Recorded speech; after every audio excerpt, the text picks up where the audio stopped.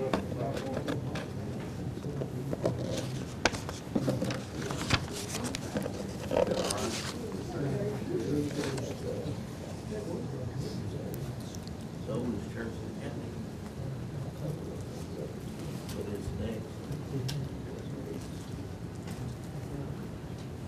welcome everybody tonight to the November meeting of the Barron County Historical Society.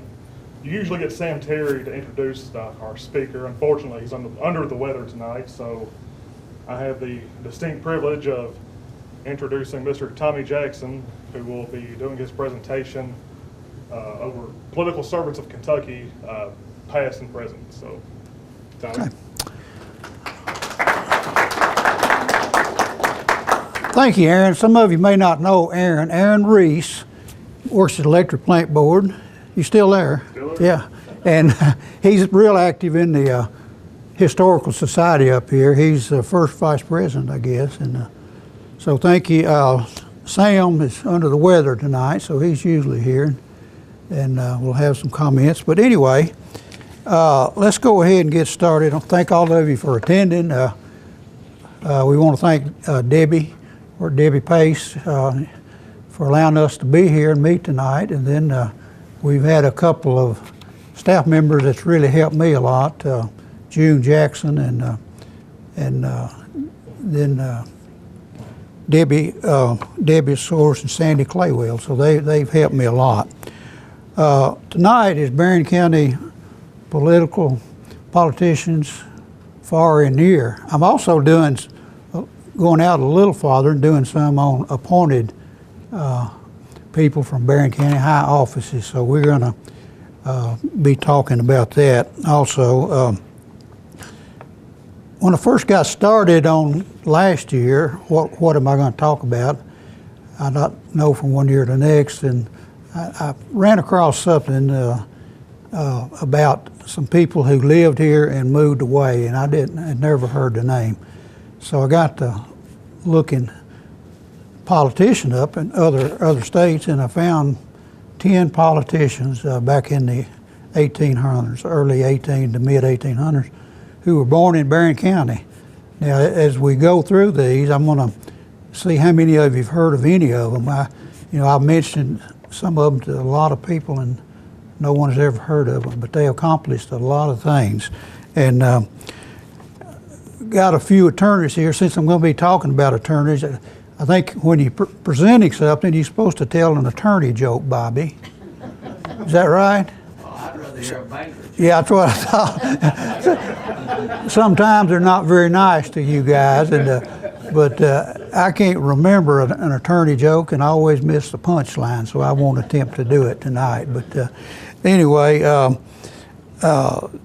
we've go ahead and get started here, and let me yeah. Okay, we're going to first of all talk about 19th century politicians. We've a little later on we'll talk about current politicians, and then some past politicians, or I think the JCs used to call those people exhausted roosters. When some of you JCs, but we'll talk about some of our old timers. But anyway, so we're going to look these 10 people that I'm going to mention. If you'll look there, there's where they went when they left Barron County. Oregon, Washington, California, Texas, Mississippi, Georgia, Illinois, Indiana. Couples, 2 stayed here in Kentucky, moved away from Barron County. But then we've got Montana, which was Governor Leslie, we'll talk about a little later. Judge John Courts Bagby. Has anyone ever heard of him? Probably not. He was born here in Barron County. He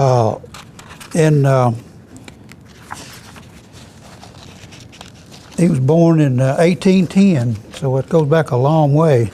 And he left here in about, he and his family, about 10 years after he was born. They moved up around Harrisburg and he went to Bacon College, which moved over to Georgetown, and I believe that's a forerunner of Georgetown College. But anyway, he was there. He came back here after college and read law. Now, I don't know what read law is, Mitchell, but you see that a lot under Judge Tompkins, Christopher Tompkins. So he practiced under him, I guess, and went to school under him. And after he did that, I think he decided maybe he didn't want to be a lawyer, so he became a teacher and taught 5 years here in Barron County. I'm not sure which school, but a lot of that information I couldn't find. But then moved to Illinois in 1846. Went up there, he became involved in politics, and he was in the legislature up there. He was first of all a circuit court clerk, then he was a county judge, and then he ran for the U.S. representative and won. So he was a representative, federal representative. He died there in 1877 and is buried there in Illinois. And but he was someone, and I want to mention here, out of those 10 people, I want you to listen to what they have accomplished.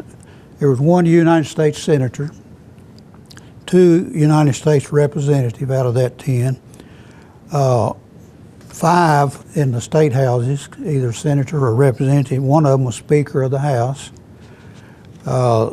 3 was on the state Supreme Court. 1 of them was a Chief Justice. And then out of that 10, 8 of them were judges in the other part. Now, some of them weren't, circuit judges. They were judges of the Court of Commons. And 2 mayors, 2 sheriffs, 3 of them were big into banking, and 2 of them started their own banks. And 1 founded a college out in Oregon. That college is still open today. It's still there. It's Western Oregon University, about 5,000 students there. 1 was the director of the IRS from Glasgow, and then had 1 was a brigadier general in the Army. So that group of men accomplished some tremendous things. And I couldn't find but just 1 or 2 who still had relatives here. All of them moved away. And Judge Ira F.M. Butler, interesting fella here. He was a great leader, what I read about him, and you'll see some of the things that he's accomplished here. Aaron, could you give me a little more light up here? It's a little dark. But anyway, he was born here in 1812, and attended school here. He and his family left here when he was 17 years old. Is there another one? Can't. Yeah, that's good. And they left here when he was 17 years old, and went to Illinois, and he became real active in politics up there immediately. He became circuit court clerk there, also sheriff, and then in 1846 he moved to Oregon. Went there on a wagon train. And how long would that have taken, Carl, to get to Oregon on a wagon train? 2 or 3 days? Depends on the wagon. Yeah, I'd say it probably broke down several times. But anyway, went to Oregon, and he continued to be involved. And real quickly, he was elected to the House of Representatives up there, and he became Speaker of the House after a couple of years there in Oregon. He started his own bank. He was a majority stockholder in a bank there, owned a large farm. He about 1,000 acres for what I can find out. He later became mayor of Monmouth, Oregon. That's the name of the town, Monmouth. And But he was, and he's also mayor. I forgot that. So he was in a lot of offices, and he was a great leader. He, you know, the Butlers sought our common name, but I couldn't find any relatives around here he's related to. Judge Walter Evans. Anyone heard that name? And anyway, he was born here in Barron County in 1842. At a younger age, the family, they moved to Harrodsburg, Kentucky, and they were up there a few years. Then he moved on to Hopkinsville, Christian County. He was in the House of Kentucky House for 12 years. He was a senator from that area of Christian County in the House. He was also the director of the Internal Revenue Service for a while, and he was also a federal or U.S. representative for 14 years. And so he's got quite a background. He died in 1923. He ran for governor, but lost. He ran in 1879. I don't know who the governor was, but and he's interred in Cave Hill Cemetery in Louisville, which is a quite large cemetery. James Honest Jim Fauntleroy Grinstead. Anyone heard of him? He's from Glasgow, born in 1845, lived here, went to school here, and moved to Louisville when he was about 20 years old. He got a job there, wholesale grocery business. Now you'd think maybe with the Grinstead name, Roy Grinstead, Bobby.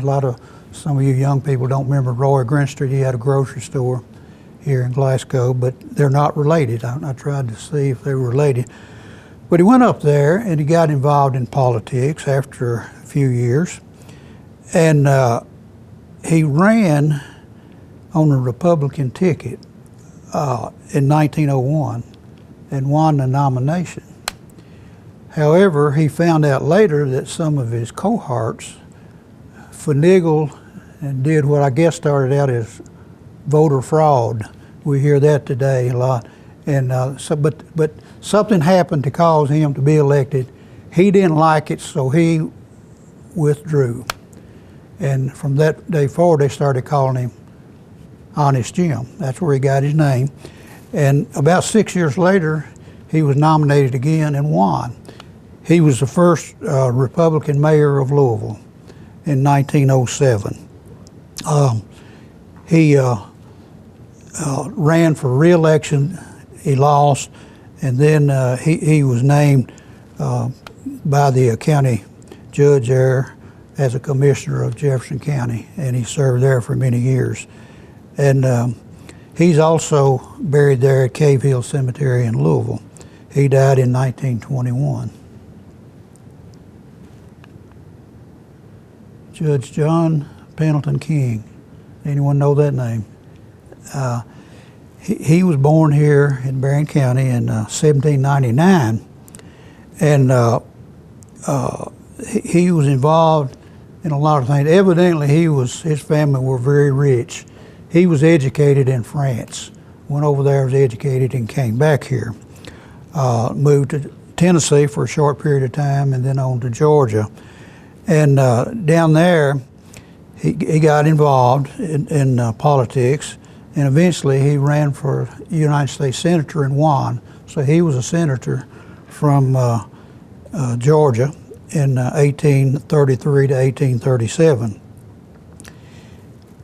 After leaving that, he went into railroad and banking. He was the president of Georgia Railroad and Banking Company for 38 years. So sounded like he did okay there. Large plantation owner, and tried to find out how large it was. But it mentioned one place he had 68 slaves. And usually when you see a plantation owner, 15 or 20 slaves, but he had 68. So he was wealthy from what I was able to find out. He died in 1881 and is interred there in Augusta, Georgia.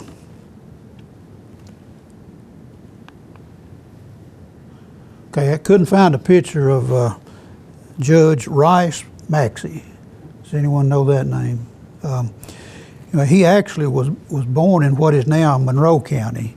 It was Barron County at that time.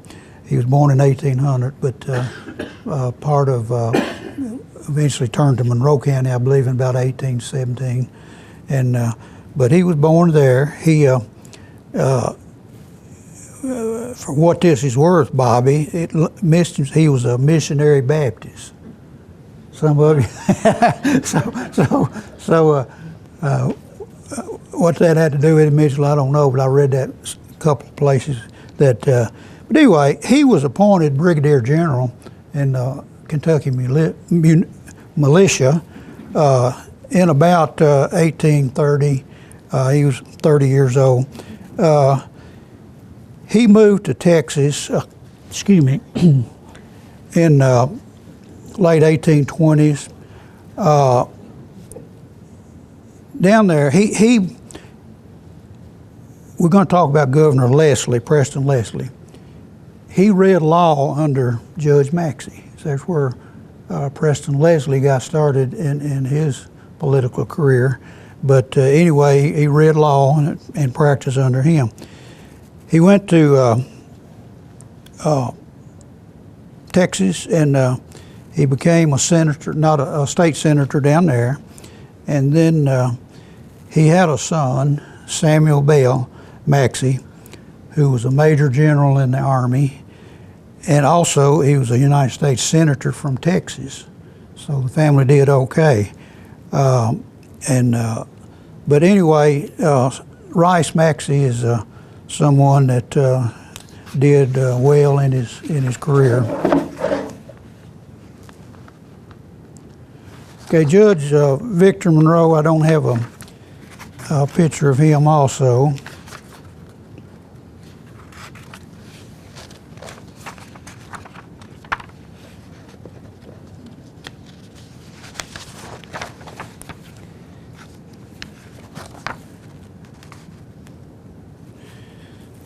Okay, he was born here in Barron County.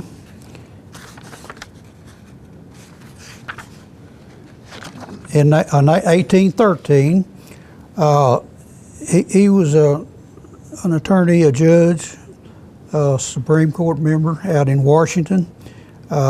He left here at an early age. His family went out there and became involved in politics, and he was a attorney, prosecuting attorney out there in the second district, and he was appointed Attorney General of Washington right before his death. He never did take office, but anyway, he was on the state's Supreme Court out there for a few years, and he also had a son who did well in the political arena. His name was Frank Adair Monroe. He was on the Louisiana Supreme Court for several years, and Victor Monroe was a fifth cousin of President James Monroe. So how did they get here to Barron County? I don't know. A lot of this information was very vague. You couldn't find a lot about them. But anyway, there's another interesting story. Judge John Thornton Scott. Anyone know that name? He was born here in Barron County, 1831. Lived here for 15 years. Then he moved to Cumberland County. So I'm not sure what Cumberland County has over Barron, Bobby, but anyway, he moved over there. And after a few years, he moved on to Indiana. He became district attorney up there to start with. Then he was a judge of the Court of Commons, and I see that on a couple of these guys. Mitchell, what is a Court of Commons? Do you know what? Bobby, you ever heard of it? I think it's called Common Pleas. Yeah. And it's equivalent to our circuit judge. Okay. And well, there's at least two of them I saw. And he was also appointed to the Supreme Court of Indiana. He was a justice up there for several years. He's interned in Terre Haute, Indiana. No picture, Paul Shirley. He was born in 1828. Went to school here in Barron County, and in late 1840s, he moved to California. Now, putting two and two together, I'm going to assume they went because of the gold rush, but I don't know that. But I found nothing that said that. But a lot of people left here and went to the gold rush. But he became involved in politics out there. He became sheriff of a county out there. He managed a lot of real estate out there around the wine country. There's where he moved to, and he managed quite a bit of property there. He became a state senator out there in California, and his last public official duty was he was warden of San Quentin Prison.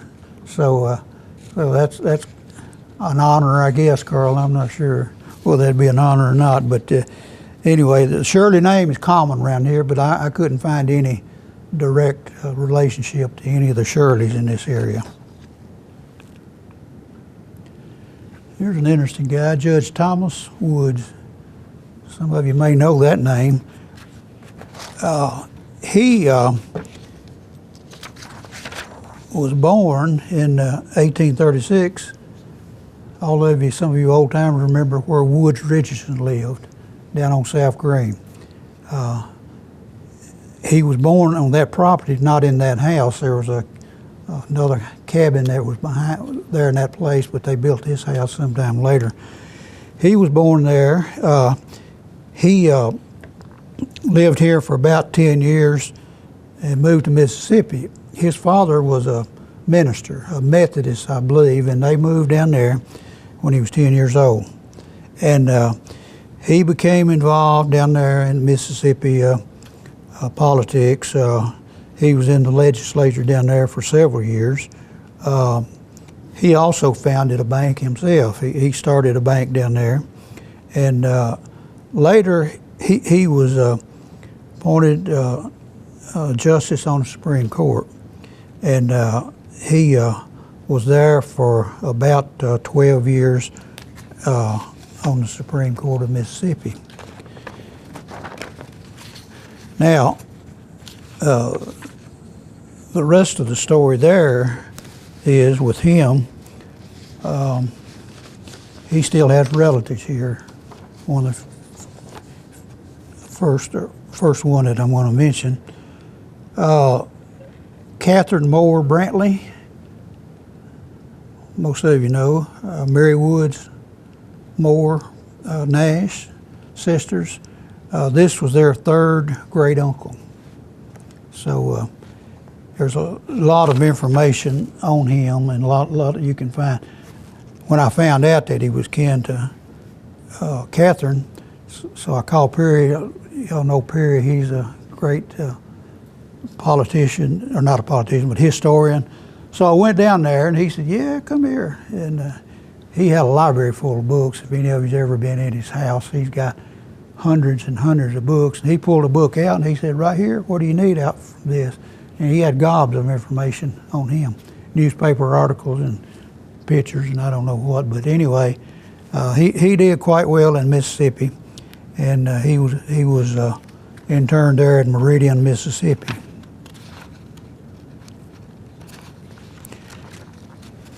Now we're going to look at some current politicians. Maybe some of them are out of it, but have recently been politicians. The first one is Jim Gray, and all of you know Jim. Of course, his older brother Howard just passed away, but Jim is the politician of the family. He went to Lexington after school, I guess, when I guess Gray Construction moved to Lexington, that's when he moved. But he got involved in politics there in Fayette County, and he was on the governing body there of Fayette County for a short period of time. Then he became, while he was there, he was the vice mayor of Lexington, and from 2010 to 2018, and then he ran for mayor and won, of course, and then he was mayor there from I believe 2010 till about mayor 2010 to 2018. He was a two-term mayor, and then after he left the mayor's office, he was appointed by Governor Beshear as the Kentucky Secretary of Transportation, and he still holds that position today. Of course, he's the son of Howard and Lois Gray. Jim Newberry, another local young man born in '56 here in Barron County. He was involved in politics there, and he was the acting Secretary of Kentucky Natural Resources and Environment Protection prior to running for mayor. And he ran for mayor and was elected there in 2006 till 2010, and then he got beat by fellow Barron County Jim Gray, and so he's still there locally practicing in Lexington, and his mother and father were out at Hinesville. James and Carrie Newberry. James was he was a senator and a representative from Barron County. Bob, is that right? In both of them. So politics runs in the family. Judge Kimberly Bunnell. Everybody remembers Sidney and Sue Bunnell. This is their daughter. She was born in 1963 here in Barron County. Went to school at Coverna, and but she's been involved in politics there in Lexington and Fayette County for a long time.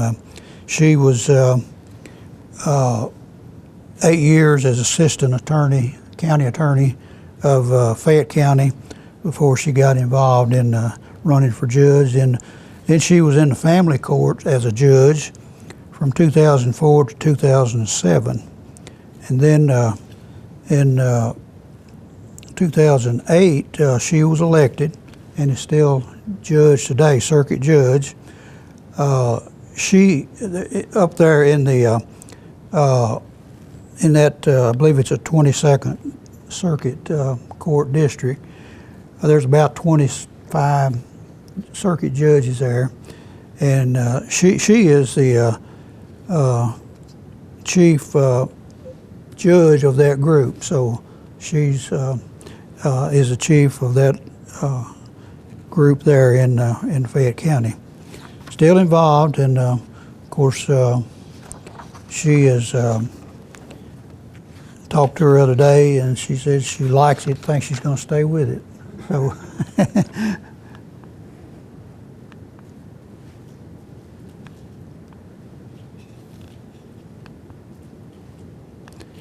did my battery quit on me, Marvin?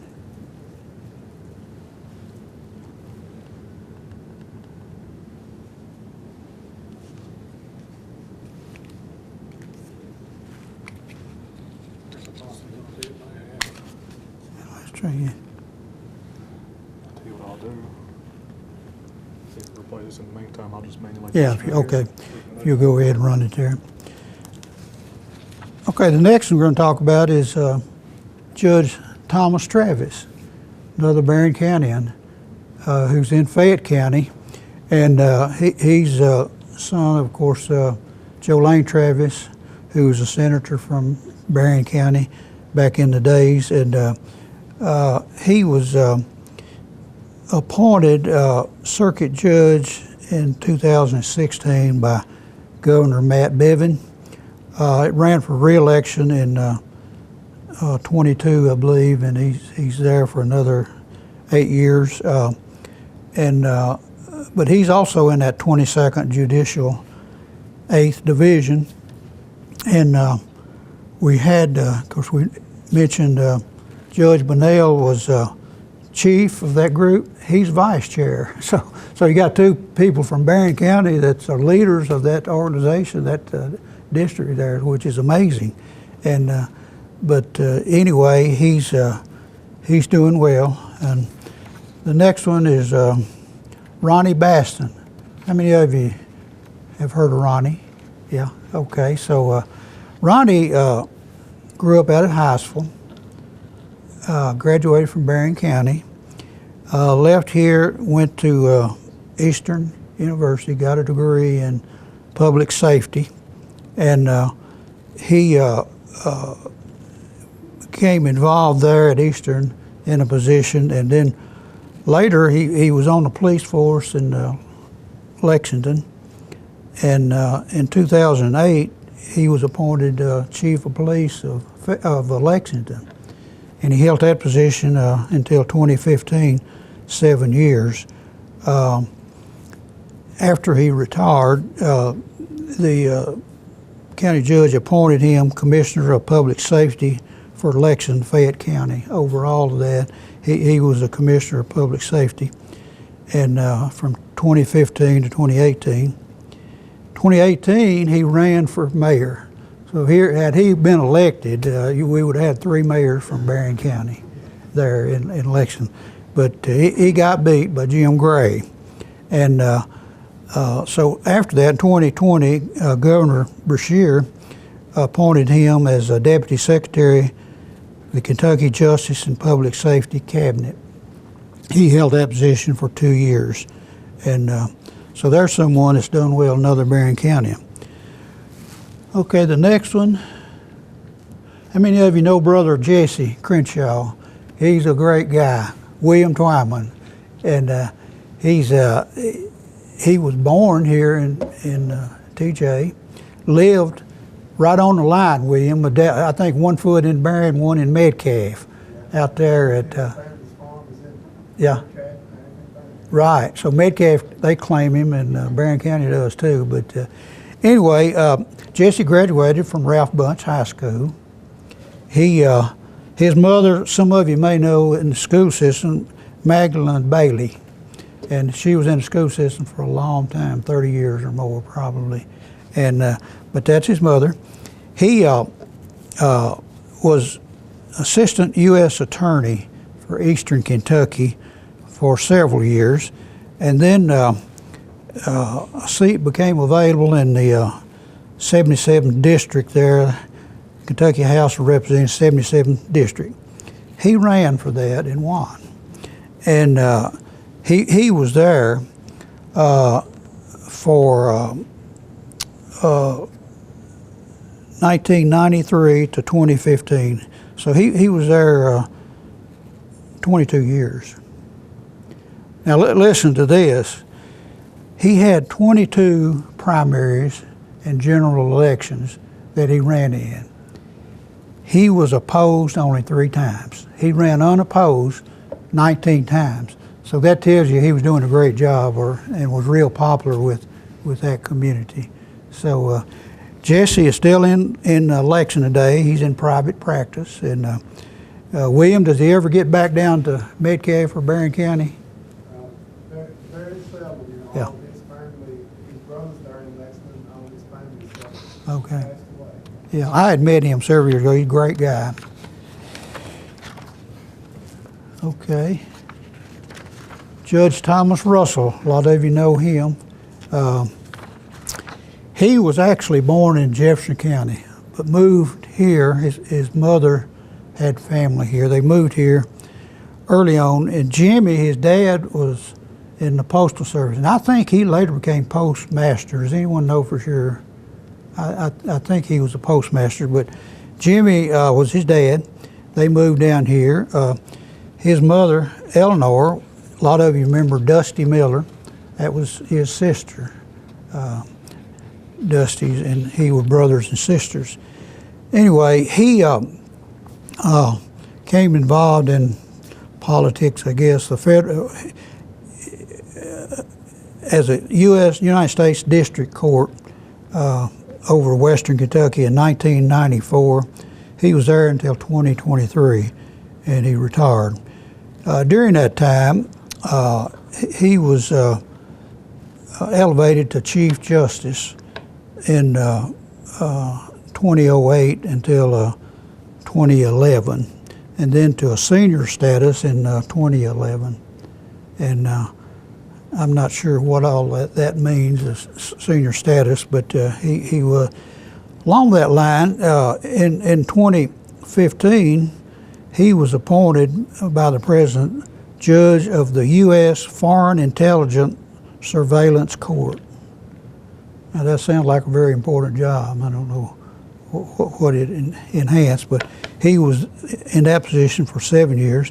Also, he was appointed Judge of the Alien Terrorist Removal Court. I think I know what that was. I think if you were caught in the United States and not supposed to be here and was causing a lot of problem, you may have been a terrorist, and he was going to be in that court. So he was there for 6 years in that. Judge Russell retired in 2023, and he is currently in private practice in Paducah. He gets back occasionally. I've talked to him a couple of times in the last few years when he was here. Okay. Does anybody know that guy? Mark Jackson. Somebody may not know that. That's my son, and he was born here in Barron County, and went to Georgetown College and was very active up there in the college. He was one of the trustee scholars, which was only about 15 people in the whole college, and they helped the president out. If they had some dignitaries coming in town, they would meet them at the airport, bring them into Georgetown, and would represent the president in doing that. It's quite a prestigious job. He was also the editor-in-chief of the newspaper there. His sophomore year, I'll tell you a quick story there. He was the only, up to that point, only sophomore. 20 faculty members elect the editor-in-chief. One thing I liked about it, Bobby, it was 1 year free tuition. So that's what I liked. And but anyway, he was the only first sophomore ever elected, and the first individual ever unanimously elected by those 20 faculty members. And so I was quite honored there. After he went to law school in Mississippi, he worked 1 year under he was a law clerk intern under Chief Justice John Mitten, and he really enjoyed that. Met a young lady in law school, and she was from Louisiana, so they wind up in Mississippi. So went down there. He was an assistant prosecuting attorney for 6 years in a 6-county area down there. And I don't know, this is not any bragging rights, but it's something to know. Mitchell, he handled all the murder cases in that district. And he had 7 while he was there. He was there about 6 years, and won them all. He didn't lose one.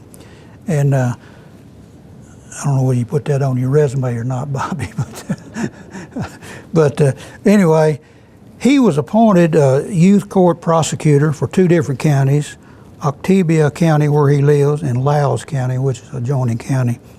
And then last year, each city in Mississippi, if it's incorporated, has to have a municipal court judge. He was appointed municipal court judge in a little town called Arnessa, which is outside of Starkville there, about 20 miles in that county.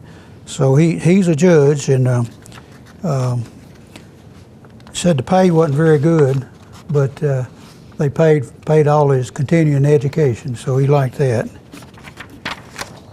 Okay, now we're going to look at past politicians. Some of them are still here today, but we're going to know, I think, all of these people. Louis Nunn, what can we say about Governor Nunn? He was born out at Park, went to school out there, one-room school, went to Hinesville. and then was active in politics, I guess, from day one after he got out of law school. He ran for Barron County judge, and I believe, Bobby, you might help me, didn't he run on the platform of getting rid of the bootleggers and the road houses? Yeah, when Oh, that was Carol Redford. Carol Redford, okay. So I'm not sure what Louis ran and what his platform was, but anyway, he was elected judge, 54 to 58, and then elected, of course, governor in 1967 to 71. And he's someone that we're quite proud of here in Barron County. Okay, go ahead. Governor Leslie. He looks like a billy goat right there, doesn't he? But anyway, Governor Leslie is an interesting fella. He was born in Wayne County over at Monticello, and came here. As I mentioned before, he read law under Judge Rice Maxey over in Monroe County, later became Barron. And he was admitted to the bar in 1840. He left Monroe County and came to Barron County in about 1841. As we all know, he's, I think, the only person ever to be governor of two states, Kentucky and Montana. And he ascended into the office of governor three different means. Any you history, I know how he received those offices. The first one, he was a president of the Senate here in Kentucky, and Governor Stevenson was appointed to a higher office in the United States Senator, so left that governor's office open. So he was appointed governor to fill the unexpired term of Governor Stevenson. When that term was up, he ran for the governor and was elected. So that's the second way he succeeded, and then he was elected. And then the third time, he was appointed governor of Montana by President Grover Cleveland. So he ascended into three governorships by three different means. And I don't know if there's any other ways that you could get in, Bobby or Mitchell, if you can become governor or not, but he covered three of them. He was in Monroe County. He was a circuit judge over there. When he went to Montana, he was governor out there. He was a teetotaler. And when he went out there, evidently Montana was a pretty wild place, and he started putting in a lot of rules and regulations, and people started complaining to the president about him. And so he was only in there for a couple of years and wasn't reappointed. And but later on, he was appointed as a U.S. District Attorney of Montana. That was his last official job that he had. Briefly, the rest of the story. Governor Leslie had a daughter by the name of Valerie. He had 10 children by three different wives. They died, and he would remarry, but he had 10. But he had one daughter named Valerie. You all know where they lived, out on West Main Street, the house out there. There's where they lived. She married Christopher Tompkins Creek here in Glasgow. And his father was William Creek, was a first cousin of a guy by the name of Joel Cheek. Joel Cheeks started Maxwell House Coffee. His house is out there on East Main also. But he's the founder of Maxwell House Coffee. So the judge's daughter married into this family. Now, before they became wealthy, her son was Leslie Cheek, and if you pull him up, he invested in Maxwell House Coffee, and when they sold in 1932, they sold Maxwell House Coffee for $42 million to Post Cereal Company. Later went to General Foods and Kraft. But anyway, today I looked it up. That 42 million is worth about 800 million today. And Governor Leslie's son-in-law and daughter inherited lots of money. I don't know what percent they owned of that, but they inherited. And Leslie Cheek, and he was born here in Glasgow, and moved to Nashville with the family. And he met on a train from New York. He met a young lady where he saw her. He didn't meet her name was Mabel Wood from Clarksville, Tennessee. He gave a conductor a box of cigars to find out who she was and introduced him to her. Beautiful young lady. They married. After they sold Maxwell House Coffee, how much money he had, I don't know, but he went out west of Nashville, bought 100 acres out there, built a mansion out there they call Cheekwood. Cheek for him, Wood for his wife. And how many of you have been to Cheekwood? Amazing. It's so they built that house, 30-some rooms. He didn't live but 2 years after they built it, and so his wife lived there, and then the daughter inherited. Their daughter inherited it later. Then they sold it to a nonprofit down there. But today, if you ever get a chance to go to Cheekwood, it's botanical gardens down there, beautiful. They've got artwork down there is worth probably millions and millions of dollars there. But the guy that started that was from Glasgow, Leslie Cheek. Look him up sometime. Real interesting story. Okay, who's our next one? I didn't know about this one until I started working on this. And one of the ladies here said, you need to talk to Debbie Pace about Governor Hardy. And so talking to Debbie, this is your fifth grandfather. So he was born in 1795, and he was lieutenant governor in 1855, 1856. He's also in the House of Representatives from 1827 to 30, 1838 to 1840, 1844 to 1847. And he was quite a character. He was described as the top stump speaker in the state of Kentucky. Said that he could really debate anyone and was great in presenting the message. They were born out there around or lived at Rock Springs, which is out near Park in Hyattsville. I'm not sure where Rock Springs is, but they lived there. He did a lot of his stump speaking up at a little place on 31E, crossroads up there. I believe it's 88 and 31. Didn't have a name at that time. Later on, they named it after him, Hardyville. So when you go through Hardyville, that's named after Debbie's fifth grandfather. And so he was there, and I think he's interned out at the cemetery there, isn't he? At Rock Springs, and he interned out there. I haven't seen it, but there's a historical sign out there that talks about him. Anything else you want to say about him? Okay. So anyway, there's someone I didn't know about to started researching. Okay, next one. All of us know Kelly Guilfoyle Craft. She wasn't born here. She was born in Fayette County, and she came here, moved here with her family, and I'm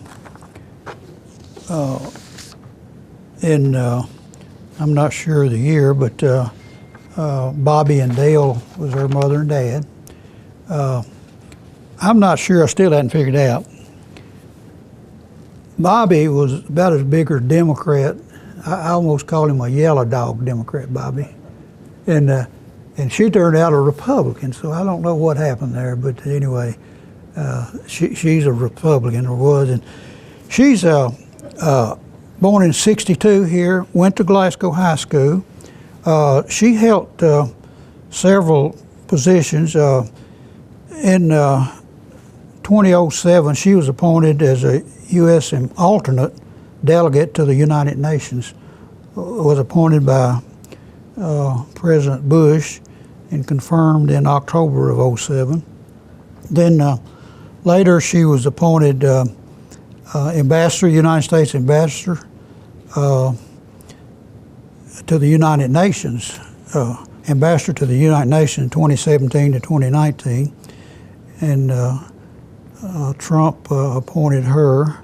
And then again, 2019, Trump appointed her to U.S. ambassador to Canada. And she held that office for a couple of years, and she was confirmed by the Senate in 2019. Okay. Now, I did a program a couple of years ago on famous people from Glasgow. Hardly anyone knew this lady. And is there anyone here doesn't recognize what her name is, what she's accomplished? She's a tremendous accomplishment. And we're going to pat Mitchell Nance on the back. He hired her. He employed her when she was still in high school. She worked me on Saturdays back in those days. Yeah. Offices were on Saturdays. Yeah. So we can say she got her start in Mitchell's Take credit for it. office. And anyway, her mother and dad still lives here. Al Elders. They came here with R.R. Donnelly. Al was one of the, I guess, managers, and they came down here and still live here. And but anyway, Christine, after college, she got involved in foreign service. She's been all over the world and has done a lot of different things. She became ambassador of Liberia, 2016 to 2020, appointed by President Obama, confirmed in May of 2016.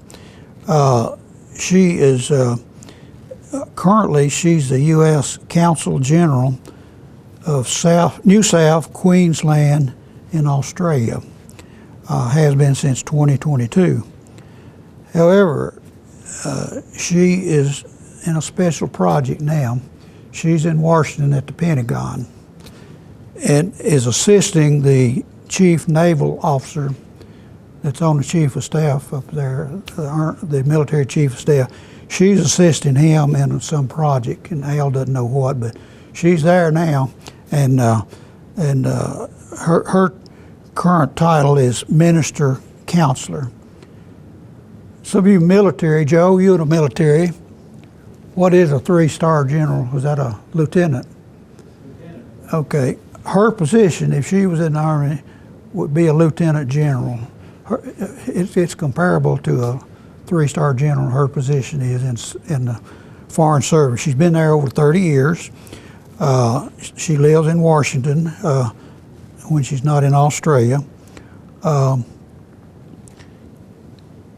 These two ladies, they're amazing 3 facts here I'll mention. First of all, for a little town like Glasgow to have 2 ambassadors, whether they're ladies or men, but it's not heard of. Second thing, 2 ladies as ambassadors. And the third one, Elaine, both of them graduated from Glasgow High School. So that's something to be proud of. But Christine has done well, Kelly's done well, married well, didn't she? One time at least. And we should be proud of them. Okay, the next one. Okay, Judge Joseph Lewis, General Lewis. He was born down at Lucas on the farm down there, and came to Glasgow, and he became involved in politics at some point in time. But anyway, he was he was involved in politics after the war. He was a Confederate general. He was a brigadier general in the Confederate Army. He was also the commanding officer of the Orphan Brigade. We've heard of the Orphan Brigade here, and he was a commanding officer there.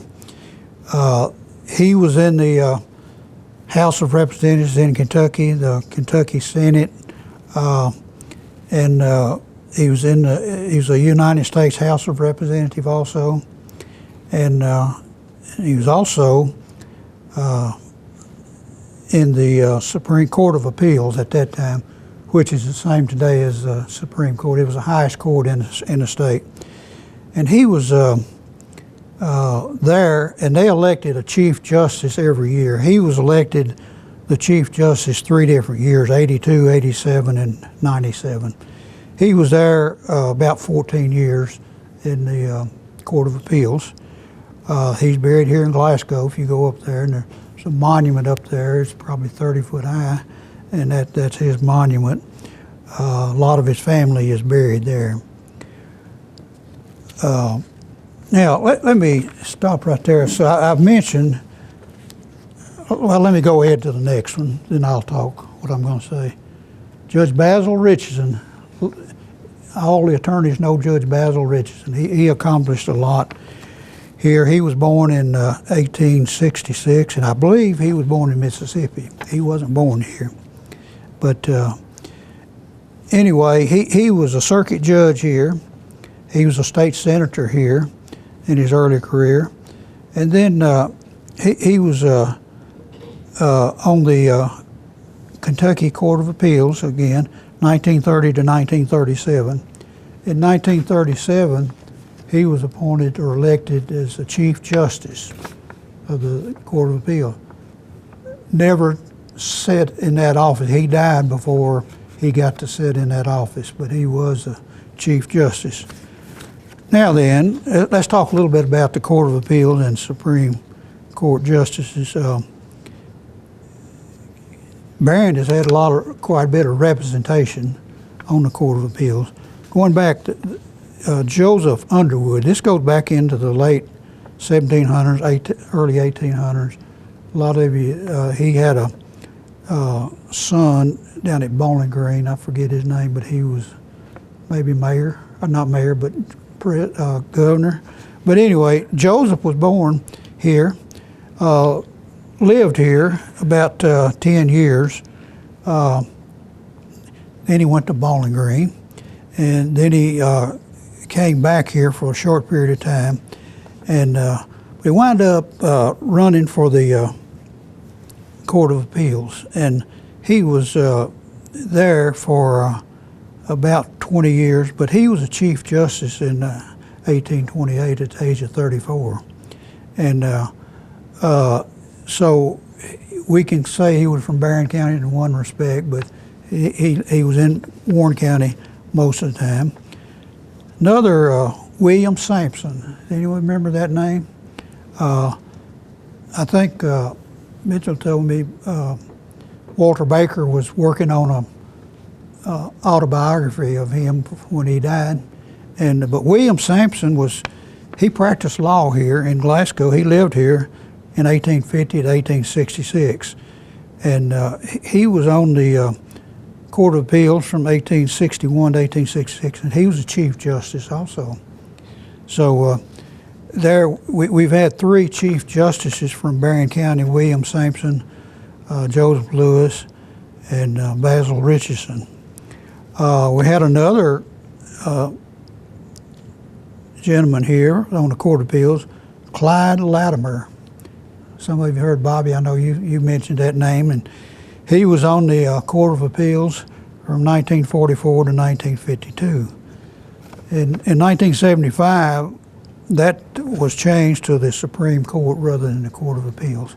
And then we'll talk about Walter Baker here in a moment. But so there we have 1, 2, 3, 4, 5, 7 people that we may call Barron Countyans that served on the Court of Appeals and the Supreme Court.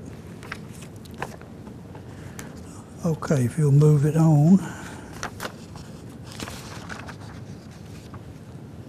Okay, James Montgomery Richardson. He was born in 1858. He was quite active in the community. He was a member of the House of Representatives here in the late 1896 to 1900. After leaving that, he was appointed a commissioner of prisons for Kentucky. So I don't know how we trained him, but there's two that's been in the prison business, so I don't know, coming out of Barron County. But he was a commissioner of prisons for 5 years. And then he ran for the United States House of Representatives and was elected there from 1905 to 1907. And later in his career, he became the postmaster of Barron County, of Glasgow, and he was postmaster for 9 years. And he died just a couple of years after that, a fairly young man, only 64 years old. And he has relatives here too, still here. And I've mentioned before, Catherine Brantley and Mary Woods Nash. This was their great-grandfather. So they're still relatives here. And so James Montgomery Richardson. Okay, the next one, Walter Baker. Walter is an Adair Countian. He wasn't born here, but he's been active in politics most of his life. He was in the House of Representatives, also in the Senate in Kentucky, and he was also appointed during President Reagan's term. He was appointed Assistant General Counsel of International Affairs at the Pentagon, and that was quite a job there that he held. And he was there, and he was active in military, and he was the Judge Advocate General of the Air National Guard in Kentucky, 1961 to 1981. He was appointed to the Supreme Court in 1996, and he only served the rest of that year. Then he ran for re-election, and I forgot who beat him. Bobby, you remember who beat him, but anyway, he was only there for less than a year. And okay, the next one, fellow named of Bobby Richardson. Anybody know that character? I believe this was speaking down at Fancy Farm. On blank there. When it's at Fancy Farms, where he was the MC down there one year, and I think that's the picture there. Bobby's from '88. He's I guess the most famous guy to come out of '88. That's how many people's 88 and a half now? 34? I don't know, but anyway, Bobby been interested and active in politics all of his life. And he's another one we can't figure out. Nobody's ever figured out how he came out of the Richardson family. Hard-nosed Republicans. And he became I was the first one to learn to read. okay, I guess that tells the story then. So, but anyway, he became a Democrat, and so that's the story there. But anyway, he was in the House of Representatives, I believe, from '72 to '91. Is that correct? And accomplished a lot of things while he was there. He was a majority leader from '76 to '82. Then elected as a Speaker of the House from '82 to '85. Anything that stands out? I know there's a lot of things that you want to tell us. You'll take the Fifth Amendment on some of them, won't you? So anyway, so Bobby's done a great job there and still active, might say.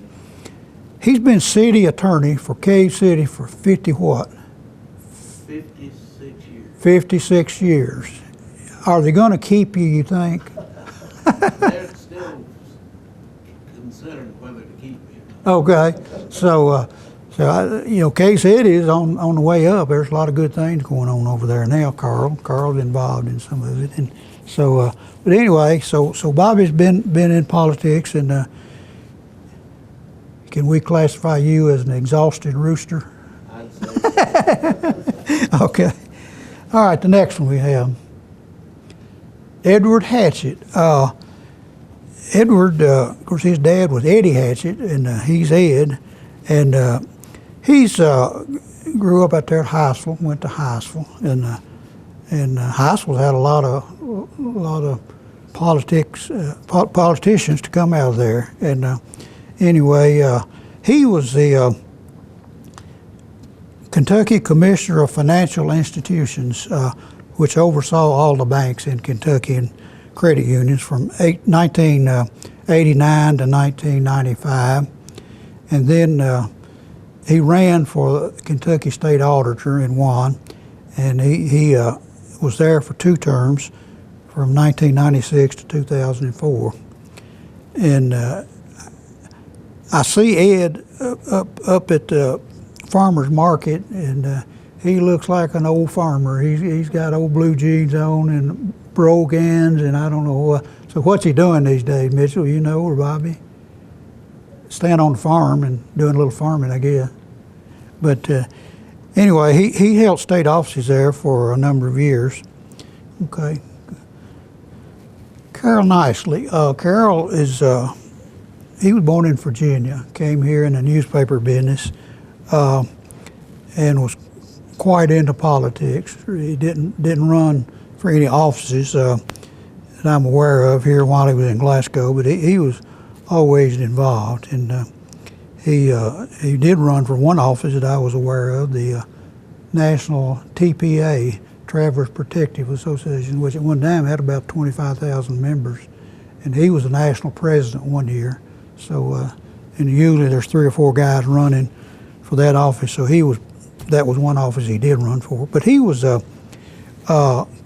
Kentucky Commissioner Secretary. I think he served under Governor Carroll, Collins, and Wilkerson, a little bit under all 3 of them. And but he helped accomplish a lot of things for Kentucky. One being the Corvette plant in Bowling Green, and then the Toyota plant in Georgetown. He was instrumental in getting those 2 companies to come to Kentucky. And then the last one we have is Rogers Wells Jr. He was Secretary of Finance and Administration under Governor Wilkerson, and a lot of good things came out of that administration to Barron County. We got a lot of things done during his leadership there, and of course someone that's always been in the background in the political arena. Anyone have any questions? That's all I have. Does anyone, if you might, I'll lay this to the back. If anyone wants, there's more information in this than what I told you, but I'll lay this back here. If anyone wants me to email them what I have here, you can give me your email address. Would you lay it back counter on the back? Give me your email address and I'll send it right to you. But any questions? Who has the cake and coffee? William? How long did it take you to put this together? I started last year when I've done this. This is my 7th presentation. All has been on Barron County, really. And but I started last year, next week. But I think I'm gonna get with Bobby. I think I'm gonna be the exhausted rooster. I think my days of coming in here and digging, trying to find out things are about behind me. But I've enjoyed every bit of it. And I've got all 7 of those, if you want. They're on journalists, musicians, generals from Barron County, anything. But if any of you might want it, I got it on email. I can send it to you. Okay. They're also available in the library. Yeah, they're available here. They're if anybody wants to read them, they're in there. And a lot of them are On YouTube. on YouTube. Most of them, I think, are on YouTube. If you go into the Barron County Historical Society and just have to scroll down till you find it, but I think most of them are there. Tommy, we appreciate Okay. your hard work in researching these topics and your willingness to present them too. So Okay. thank you for all your years of Thank hard you. work. We do this every fourth Thursday of the month. I don't know about December. We usually take a break for the holidays. No December. Follow us on Facebook, Barron County Historical Society. Sam has a topic, he'll post it on there, and we welcome you back. Happy Thanksgiving. Thanks, Tom. Thank you.